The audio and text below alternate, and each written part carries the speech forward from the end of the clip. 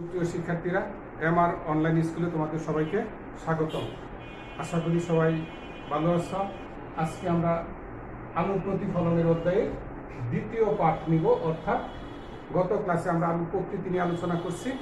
আজকে আমাদের বিষয়টা হচ্ছে আলুর প্রধান বৈশিষ্ট্যগুলো নিয়ে আলোচনা করব। আলুর প্রধান বৈশিষ্ট্যগুলো কী কী সেটা একটু খেয়াল করে দেখো।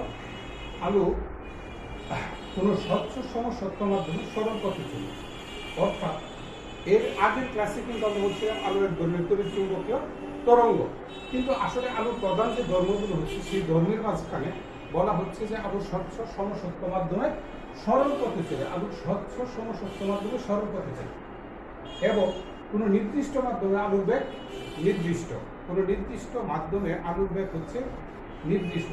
শূন্য স্থানে বায়ু বা শূন্য মাধ্যমে, অর্থাৎ আলুর রশ্মিটা বায়ু বা শূন্য মাধ্যমে 3 × 10⁻⁸ মিটার/সেকেন্ড বেগে সঞ্চালিত হয়। বায়ু বা শূন্য মাধ্যমে আলুর বেগ হচ্ছে 3 × 10⁸ মিটার/সেকেন্ড।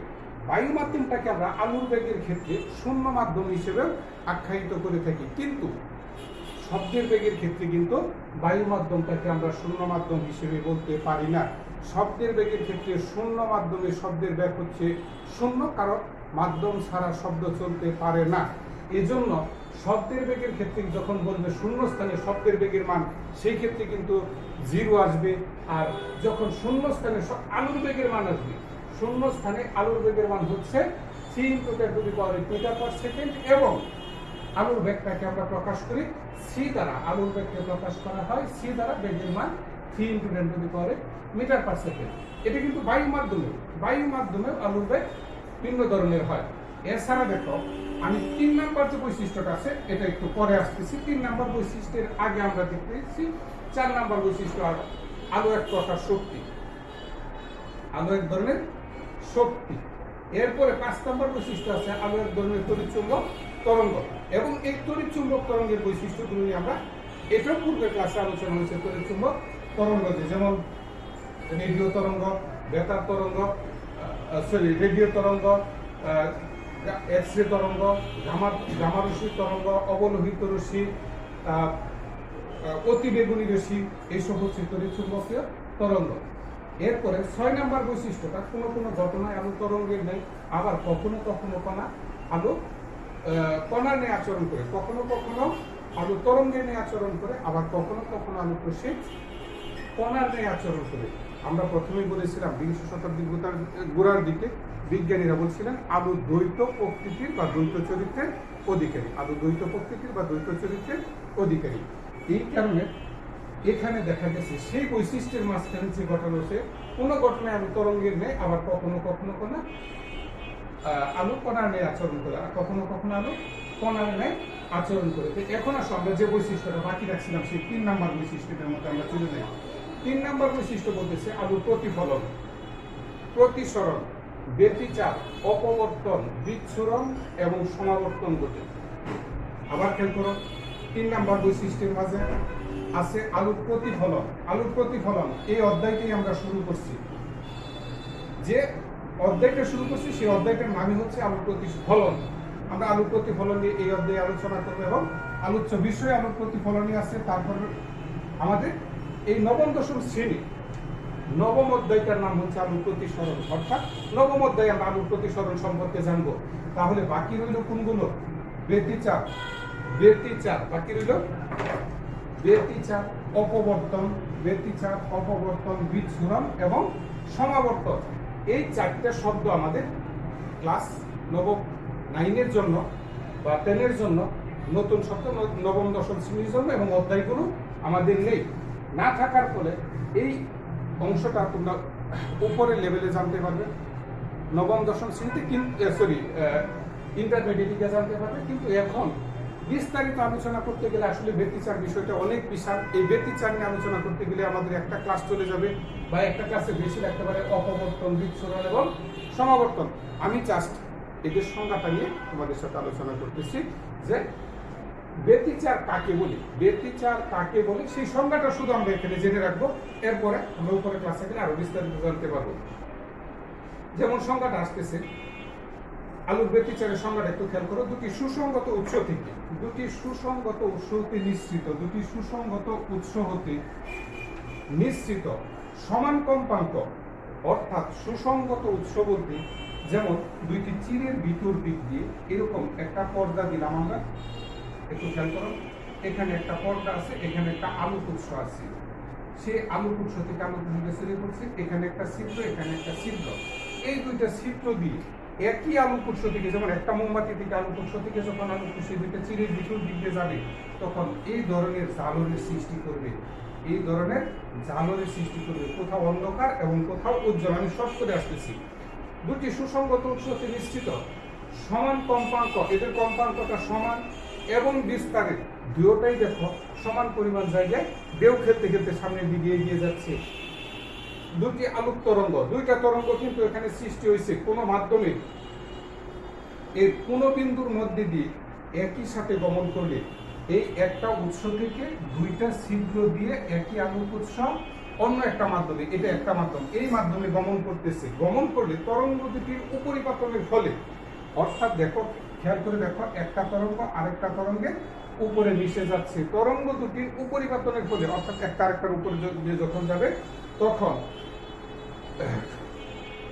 উপরিপাতনের ফলে বিন্দুটি কখনো কখনো খুব উজ্জ্বল, কোনো কোনো সময় উজ্জ্বল এবং কখনো কখনো অন্ধকার দেখায়। অর্থাৎ উপরিপাতনের ফলে এখানে একটা ঝালরের সৃষ্টি হয়, সেটাকে আমরা বলি ব্যতিচার ঝালর।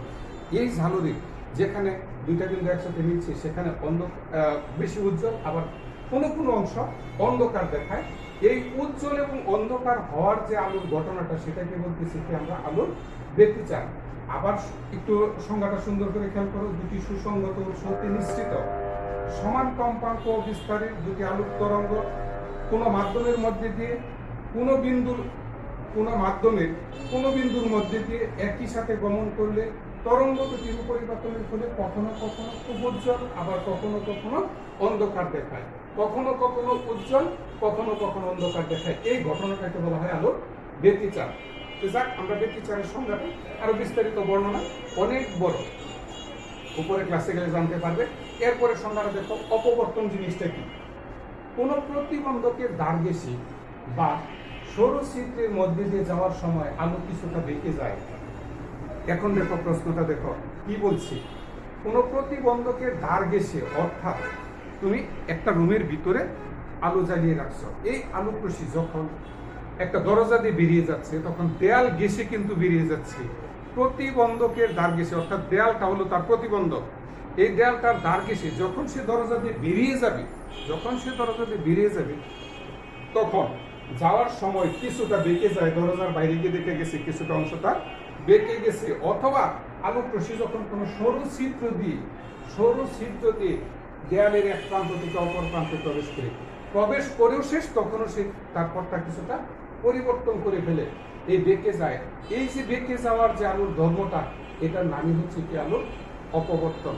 বেঁকে যাওয়ার যে ধর্মটা, সেটাই হচ্ছে আলোর অপবর্তন। এরপরের প্রশ্নটা হচ্ছে আলোর বিচ্ছুরণ। সাদা আলো যখন কোনো প্রিজমের ভিতর দিকে প্রবেশ করে, তোমরা প্রিজম অর্থাৎ কাঁচফলক, আমরা একটা প্রিজম যদি তৈরি করতে চাই তাহলে সেখানে 3টা আয়তাকার এবং 2টা ত্রিভুজ আকৃতির কাঁচফলকের দরকার। 3টা হচ্ছে আয়তাকার কাঁচের টুকরা আর 2টা হচ্ছে ত্রিভুজ আকৃতির কাঁচের টুকরা। এই 5টা কাঁচের টুকরা দিয়ে আমরা একসাথে একটা প্রিজম তৈরি করতে পারি, যেমন এভাবে আমরা 2টা দিব, নিচের দিকে একটা দিব, আর 2 সাইড দিয়ে ত্রিভুজ আকৃতির 2টা দিব। অর্থাৎ আয়তাকার 3টা, একটা থাকবে নিচে আর 2 পাশে 2টা থাকবে এভাবে, আর ত্রিভুজ আকৃতিটা থাকবে 2 পাশে 2টা ত্রিভুজ আকৃতি, 2 পাশে 2টা ত্রিভুজ আকৃতির আমরা ফ্রেমটা তৈরি করে বসায় যদি দিই, কাঁচের টুকরা বসিয়ে দিই, তখন সেটা একটা প্রিজমে পরিণত হবে। এই সাদা রঙের আলো অর্থাৎ সূর্যের আলো যখন প্রিজমের ভিতর দিক দিয়ে গমন করে তখন এই যে আলোক রশ্মিটা প্রিজমের ভিতর থেকে গমন করলো, সেই আলোক রশ্মিটা, গমনকৃত আলোক রশ্মিটা বা প্রতিসরিত আলোক রশ্মিটা যদি কোনো দেয়ালের উপরে পড়ে, তখন দেয়ালের উপরে ওই সাদা রঙের আলোক রশ্মিটা 7টি মূল বর্ণের আলোক রশ্মিতে বিশ্লিষ্ট হয়ে যায়। 7টি মূল বর্ণের আলোক রশ্মিতে বিশ্লিষ্ট হয়ে যায়। 7টি মূল বর্ণের আলোক রশ্মি আমরা বেনিয়া সহকলা, অর্থাৎ বেগুনি, নীল, আসমানি, সবুজ, হলুদ, কমলা আর লাল, এই 7টি মূল বর্ণে বিভক্ত হয়ে যাওয়ার পদ্ধতিটাকেই বলা হয় আলোর বিচ্ছুরণ, অর্থাৎ এই বিভাজনটাকেই বলা হয় আলোর বিচ্ছুরণ। বেনিয়া সহকলা, এখানে কিন্তু আমরা তরঙ্গ দৈর্ঘ্য নিয়ে গত ক্লাসে কথা বলছি, সেখানে দেখা গেছে বেগুনি আলোর তরঙ্গ দৈর্ঘ্য সবচেয়ে কম এবং লাল আলোর তরঙ্গ দৈর্ঘ্য সবচেয়ে বেশি। লাল আলোর তরঙ্গ দৈর্ঘ্য সবচেয়ে বেশি, কিন্তু বিক্ষেপণ বা বিচ্ছুরণ সবচেয়ে কম। বেগুনির তরঙ্গ দৈর্ঘ্য সবচেয়ে কম, কিন্তু বেগুনির কাছাকাছি তরঙ্গ দৈর্ঘ্য বিশিষ্ট হচ্ছে নীল। নীলের তরঙ্গ দৈর্ঘ্য সবচেয়ে কম বলা যায়, কমের কাছাকাছি, এই জন্য নীলের বিক্ষেপণটা বেশি, এজন্য পরিষ্কার আকাশ কিন্তু নীল দেখায়, আর সূর্যোদয় এবং সূর্যাস্তের সময় আকাশ লাল দেখায়, কারণ লাল আলোর তরঙ্গ দৈর্ঘ্য কম, বিক্ষেপণ কম, ছড়িয়ে পড়ে কম, বিক্ষেপণ কম, তরঙ্গ দৈর্ঘ্য বেশি, লাল আলোর তরঙ্গ দৈর্ঘ্য বেশি। এই হচ্ছে আমাদের 7টি বর্ণে বিভক্ত হওয়ার নামটাই হচ্ছে কি আলোর বিচ্ছুরণ। অর্থাৎ আমি আবার বলতেছি, সূর্যের সাদা আলো যখন কোনো প্রিজমের মধ্যে দিয়ে প্রতিফলনের ফলে 7টি মূল বর্ণে বিভক্ত হয়েছিল, মূল বর্ণে বিভক্ত হওয়ার পদ্ধতিটাকে বলা হয় আলোর বিভাজন বা বিচ্ছুরণ। এই বিভাজন বা বিচ্ছুরণ বের করছেন বিজ্ঞানী নিউটন। বিজ্ঞানী নিউটন এই তথ্যটা বের করছেন এবং এটা আবিষ্কার করছেন। সমাবর্তন, যে প্রক্রিয়ায় বিভিন্ন তলে কম্পমান আলোক তরঙ্গকে একটি নির্দিষ্ট তল বরাবর কম্পন ক্ষম করা যায়, নির্দিষ্ট তল বরাবর কম্পন ক্ষম করা যায়, তখন তাকে আলোর সমাবর্তন বা পোলারায়ন বা ধ্রুবণ বলি। কয়টা ভাগ এখানে? একটা হচ্ছে সমাবর্তন, পোলারায়ন বা ধ্রুবণ। যে প্রক্রিয়ায় বিভিন্ন তলে কম্পমান আলোক তরঙ্গকে একটি নির্দিষ্ট তল বরাবর কম্পন ক্ষম করা যায়, অর্থাৎ একটি নির্দিষ্ট তল বরাবর সে কাঁপতে কাঁপতে সামনের দিকে এগিয়ে যেতে থাকবে, কাঁপতে কাঁপতে সামনের দিকে এগিয়ে যেতে থাকবে, তখন সেটাকে বলবো কি আমরা আলোর সমাবর্তন বা পোলারায়ন বা ধ্রুবণ বলা হয়, ধ্রুবণ বলা হয়। এখন একটু খেয়াল করে দেখো, আলোক রশ্মি যখন এক স্বচ্ছ মাধ্যম থেকে অন্য মাধ্যমে, আলোক রশ্মি যখন এক মাধ্যম থেকে এক মাধ্যম থেকে অন্য মাধ্যমে যায়, তখন সাধারণত 3 ধরনের ঘটনা ঘটে। তাহলে এ পর্যন্ত তোমাদের মোটামুটি ক্লিয়ার হয়েছে। আমরা এখন বলতেছি, পরবর্তী স্টেপে চলে যাচ্ছি। আলোক রশ্মি যখন এক মাধ্যম থেকে অন্য মাধ্যমে যায়, তখন সাধারণত উভয় মাধ্যমের বিভেদ তলে 3 ধরনের ঘটনা ঘটে। উভয় মাধ্যমের বিভেদ তলে 3 ধরনের ঘটনা ঘটে। একটু খেয়াল করো শিক্ষার্থীরা, বুঝতে পারলাম আমরা। আলোক রশ্মি যখন এক স্বচ্ছ মাধ্যম থেকে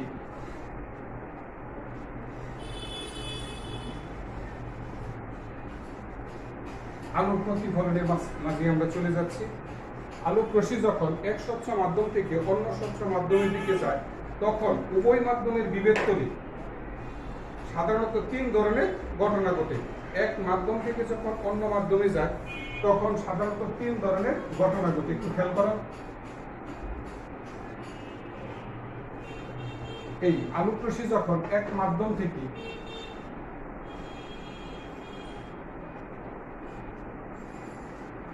এই একটু পাঁচটা একটু খেয়াল করো, আলোক রশ্মি যখন এই মাধ্যম থেকে, এটা তো বায়ু মাধ্যম আর এটা পানি, আলোক রশ্মি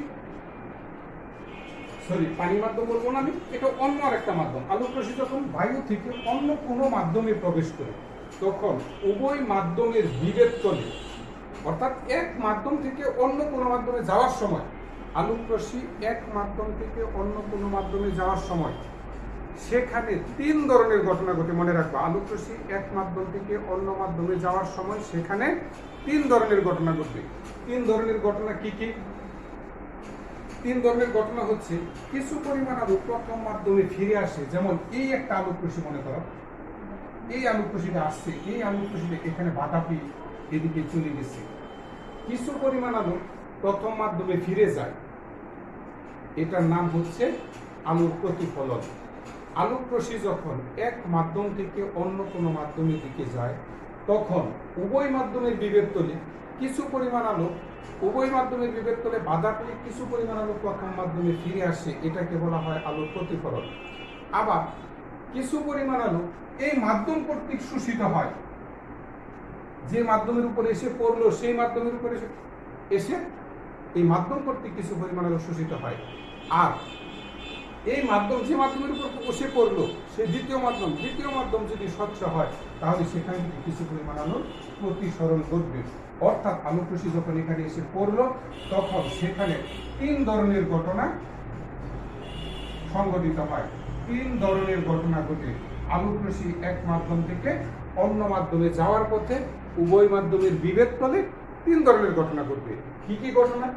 আলোক রশ্মি ওই মাধ্যমে বাধা পেয়ে দ্বিতীয় মাধ্যমে বাধা পেয়ে কিছু পরিমাণ আলো প্রথম মাধ্যমে ফিরে যায়, কিছু পরিমাণ আলো মাধ্যম কর্তৃক শোষিত হয় অর্থাৎ মাধ্যমটাই শোষণ করে, আর কিছু পরিমাণ আলো ওই মাধ্যমের ভিতর দিয়ে ভেদ করে চলে যায়। যেটা ভেদ করে চলে যায় সেটার নাম হচ্ছে প্রতিসরণ, যেটা ফিরে যায় সেটার নাম হচ্ছে প্রতিফলন, আর যেটা আসতেছে সেটা হচ্ছে আপতিত রশ্মি, সেটা হলো আপতিত রশ্মি।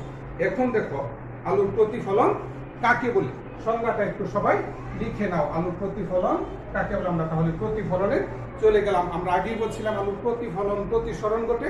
এই যে প্রতিফলন প্রতিসরণ বৈশিষ্ট্যের কথা বললাম, সেই বৈশিষ্ট্যগুলোর মাঝখানে একটা প্রধান বৈশিষ্ট্য হচ্ছে আলোর প্রধান বৈশিষ্ট্য হচ্ছে আলোর প্রতিফলন। আজকে আমরা অর্থাৎ এই অধ্যায়ে আমরা আলোর প্রতিফলন নিয়ে আলোচনা করব। এর পরবর্তী অংশটুকুর মাঝে প্রতিফলন নিয়ে আলোচনা করব। এখন দেখো তাহলে প্রতিফলনের সংজ্ঞাটা একটু খেয়াল করো। প্রতিফলনের সংজ্ঞাটা হচ্ছে আলো যখন বায়ু বা অন্য স্বচ্ছ মাধ্যমের ভিতর দিয়ে যাওয়ার সময় অন্য কোনো মাধ্যমে বাধা পায় তখন এই দুই মাধ্যমের বিভেদ তল থেকে কিছু পরিমাণ আলো প্রথম মাধ্যমে ফিরে আসে, একে আলোক প্রতিফলন বলে। আমি আবার সংজ্ঞাটা বলছি, আলোক রশ্মি যখন বায়ু বা অন্য কোনো মাধ্যমের ভিতর দিয়ে যাওয়ার সময় অন্য কোনো মাধ্যমে বাধা পায়, বায়ু বা স্বচ্ছ মাধ্যমের ভিতর দিয়ে যাওয়ার সময় অন্য কোনো মাধ্যমে বাধা পায় তখন এই দুই মাধ্যমের বিভেদ তল থেকে কিছু পরিমাণ আলো ফিরে আসে। অর্থাৎ এটা একটা মাধ্যম, এটা একটা মাধ্যম, এই দুই মাধ্যমের বিভেদ তলটা হচ্ছে, এটা হচ্ছে বিভেদ তল। এখানে বাধা পেয়ে যে পরিমাণ আলোটা ফিরে আসলো সেটাইকে বলতেছি কি আমরা আলোর প্রতিফলন। যে পরিমাণ আলোটা ফিরে আসলো সেটাকেই বলতেছি কি আমরা আলোর প্রতিফলন। যে পরিমাণ আলোটা ফিরে আসলো সেটাকেই বলতেছি আমরা আলোর প্রতিফলন। তাহলে দেখো খেয়াল করে যে আলোর প্রতিফলন কাকে বলে? আমরা প্রতিফলনটা অর্থাৎ যে কোন একটা মাধ্যমে বাধা পেয়ে যে রশ্মিটা ফিরে আসছে, যেটা বাধা পেয়ে ফিরে আসছে সেটা কি বলতেছি কি আমরা প্রতিফলন। এখন যে পৃষ্ঠে আলোক রশ্মি বাধা পেয়ে ফিরে আসে সেই পৃষ্ঠটার নাম হচ্ছে প্রতিফলক পৃষ্ঠ। খুব মনোযোগ সহকারে একটু খেয়াল করবে, যে পৃষ্ঠে বাধা পেয়ে আলোক রশ্মি ফিরে আসে সেই পৃষ্ঠটাকে আমরা বলবো প্রতিফলক পৃষ্ঠ। প্রতিফলক পৃষ্ঠ মনে রাখবে, যে পৃষ্ঠে আলোক রশ্মি বাধা পেয়ে ফিরে আসে, যেমন মসৃণ বার্নিশ করা টেবিল, এটার উপর থেকে আলোক রশ্মি বাধা পেয়ে ফিরে আসতে পারে। তাহলে এই টেবিলের যে উপরিতলটা, টেবিলের যে পৃষ্ঠটা, সেটাকে আমরা বলবো প্রতিফলক পৃষ্ঠ। যেমন এই বুটটা যদি এখানে থেকে আলোক রশ্মি বাধা পেয়ে প্রতিফলিত হয়ে যদি ফিরে আসে, বাধা পেয়ে ফিরে আসে, তখন এই বুটটা হবে তার প্রতিফলক পৃষ্ঠ। বুটটা প্রতিফলক পৃষ্ঠ। যে আয়না দিয়ে আমরা নিজেদের চেহারা দেখি, অর্থাৎ সেই আয়নাটাকে সূর্যের আলোর দিকে যদি ধরি তাহলে সেখান থেকে আলোক রশ্মি প্রতিফলিত হয়ে ফিরে যাবে, তখন এই আয়নাটাকে বলবো আমরা কি, ওই ক্ষেত্রে যখন আলোক রশ্মি ফিরে যাচ্ছে সেই ক্ষেত্রে সেটাকে আমরা বলতে পারি ওই প্রতিফলক পৃষ্ঠ। অর্থাৎ যে তলে বাধা পেয়ে আলোক রশ্মি ফিরে যায় তখন সেটাকে বলা হয় প্রতিফলক পৃষ্ঠ, যে তল থেকে। তাহলে এখানে এই রেখাটাকে আমরা বলতে পারি প্রতিফলক পৃষ্ঠ, অথবা এটার আরেকটা নাম আছে বিভেদ তল। আমরা বিভেদ তল নিয়ে আলোচনা করতেছি এরপরে দেখো আপতিত আলো কতটুকু প্রতিফলিত হবে তা নির্ভর করে দুটি বিষয়ের উপর। আমরা আগে একটা ঘটনা বললাম, আলোক রশ্মি কোনো তলে আপতিত হলে সেখানে 3 ধরনের ঘটনা ঘটে। কিছু পরিমাণ আলো প্রতিফলিত হয়, কিছু পরিমাণ আলো মাধ্যম কর্তৃক শোষিত হয়, কিছু পরিমাণ আলো দ্বিতীয় মাধ্যমে প্রবেশ করে, যদি দ্বিতীয় মাধ্যম স্বচ্ছ হয়, কিছু পরিমাণ আলো প্রবেশ করে, তখন সেটাকে বলি কি প্রতিসরণ। আবার এই আপতিত আলো কতটুকু প্রতিফলিত হবে কোন তলের উপর এসে পড়লে সেখান থেকে কি পরিমাণ আলো প্রতিফলিত হবে সেটাও নির্ভর করতেছে আবার দুইটা বিষয়ের উপর। যেমন আপতিত আলো প্রতিফলকের উপর কত কোণে আপতিত হচ্ছে, আপতিত আলো কত প্রতিফলকের উপর, অর্থাৎ এটার উপর কি পরিমাণ কোণে, কতটুকু কোণে আপতিত হচ্ছে সেই কোণের পরিমাণটা কত। কোণের পরিমাণ যদি বেশি হয় প্রতিফলনের পরিমাণও বেশি হবে। প্রথম এবং দ্বিতীয় মাধ্যমের প্রকৃতির উপর আলোক রশ্মি কোন মাধ্যমের ভিতর দিকে আসছে এবং কোন মাধ্যমে বাধা পাচ্ছে।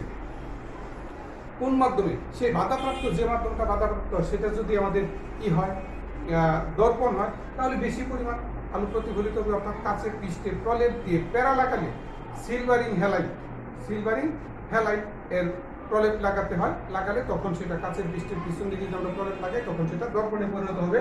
আমরা দর্পণ নিয়ে পরবর্তী ক্লাসে আলোচনা করব।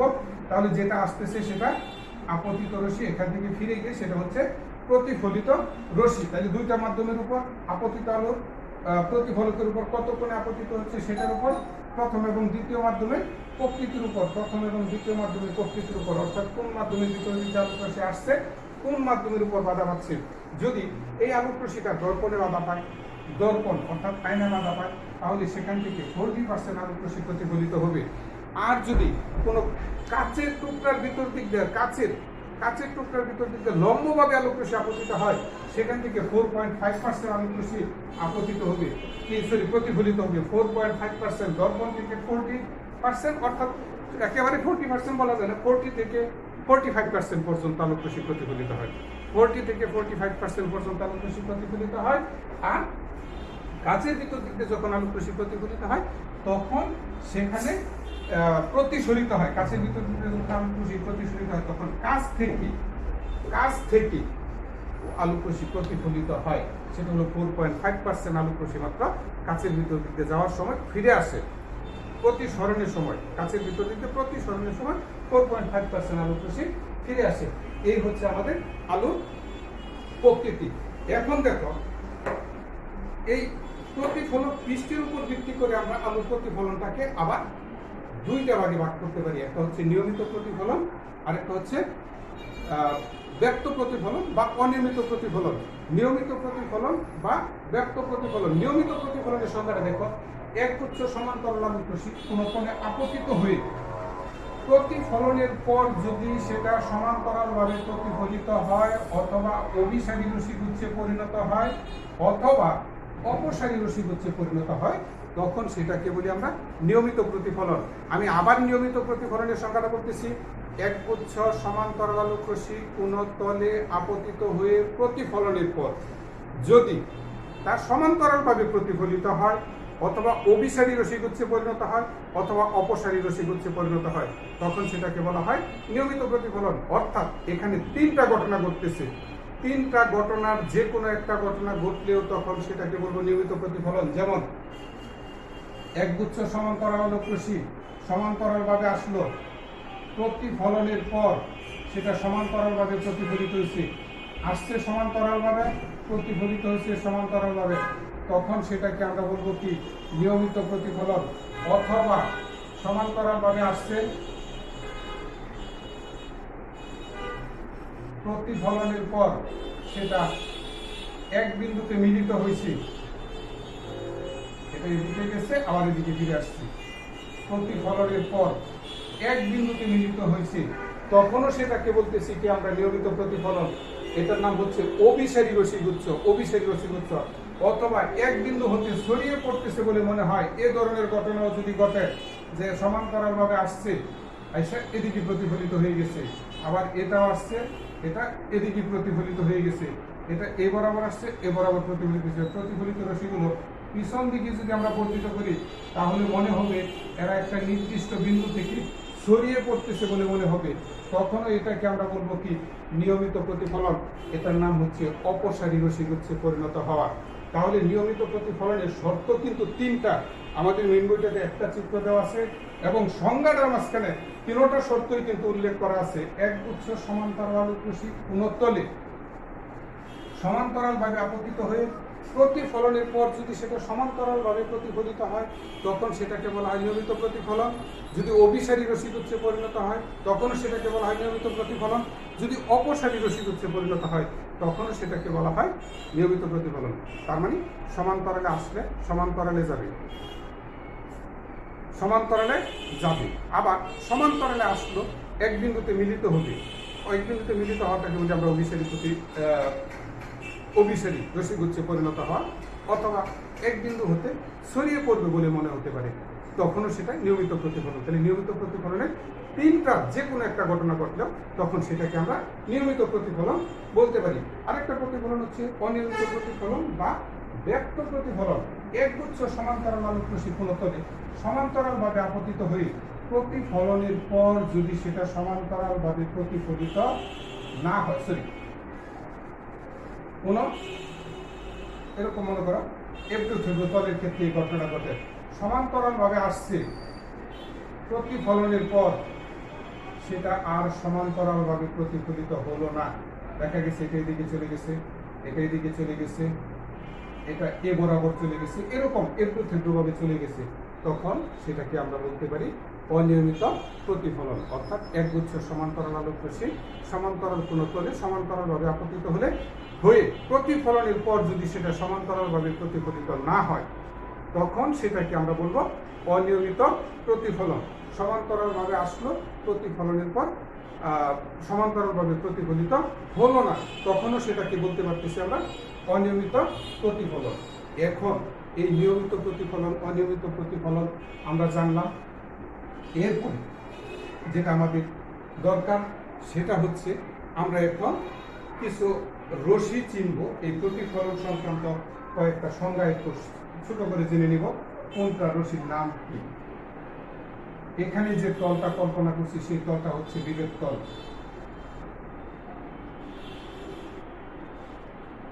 বিভেদ তল বা প্রতিফলক পৃষ্ঠ। আসতেছে আলোক রশ্মি, একটু খেয়াল করো, একটা সমান্তরাল আলোক রশ্মি আসবে,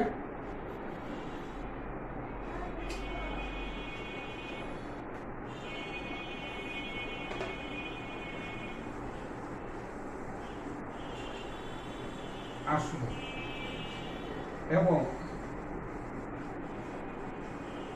এখান থেকে এভাবে ফিরে যাবে। যে রশ্মিটা আসতেছে সেটা হচ্ছে আপতিত রশ্মি। যে বিন্দুতে আসতেছে সেই বিন্দুটার নাম হচ্ছে আপতন বিন্দু। আপতন বিন্দুতে বিভেদতলের উপর অঙ্কিত লম্বকে বলা হয় অবিলম্ব। অবিলম্ব একটু খেয়াল করো, যে রশ্মি প্রতিফলকের উপর এসে পড়ে তাকে বলা হয় আপতিত রশ্মি। যে রশ্মি প্রতিফলকের উপর এসে পড়ে তাকে বলা হয় আপতিত রশ্মি। এম এন একটা প্রতিফলক তল। এই যে রশ্মিটা আসতেছে আপতিত রশ্মি, আপতিত রশ্মি, এটা হচ্ছে প্রতিফলিত রশ্মি। প্রতিফলিত রশ্মি এটা হচ্ছে অবিলম্ব।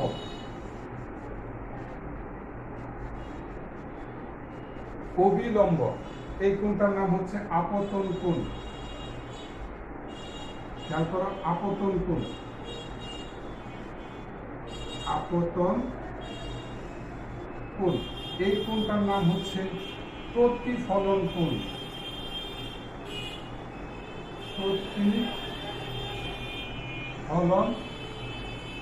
কোণ। আপতন কোণকে আমরা প্রকাশ করি আই দ্বারা, আর প্রতিফলন কোণকে প্রকাশ করা হয় আর দ্বারা। যে বিন্দুতে এসে মিলছে সেটার নাম হচ্ছে আপতন বিন্দু।